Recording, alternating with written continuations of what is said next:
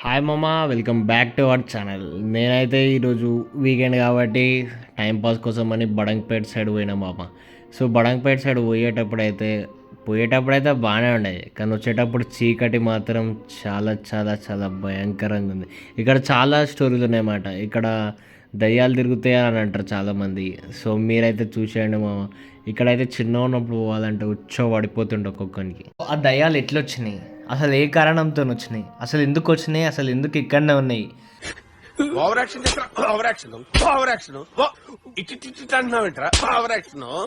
So మొత్తం story మీకు చెప్పేస్తామమ్మ. So ఈ రోడ్ దగ్గర 10 years బ్యాక్ అంట.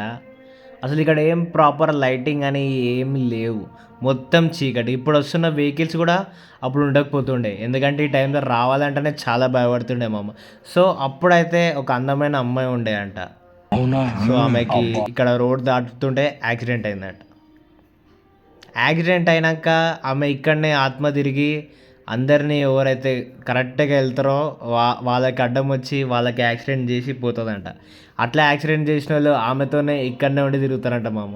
మళ్ళీ అందరు లేడీసే. ఫ్రెండ్స్ చూసేయండి రోయ్, ఇక్కడ వచ్చేసేయండి సింగిల్స్.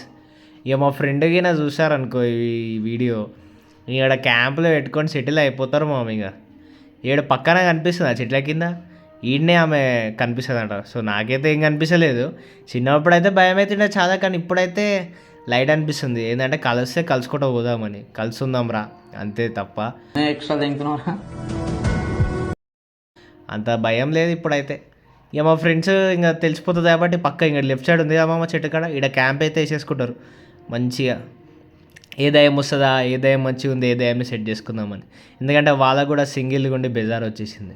ఎట్లయితే చంపుకుంటారు. అదే దయ్యంని పెళ్లి చేసుకుంటే ఆమె ఆల్రెడీ చనిపోయి ఉంటుంది కాబట్టి, సో వీడిని ఏం చేయలేదు.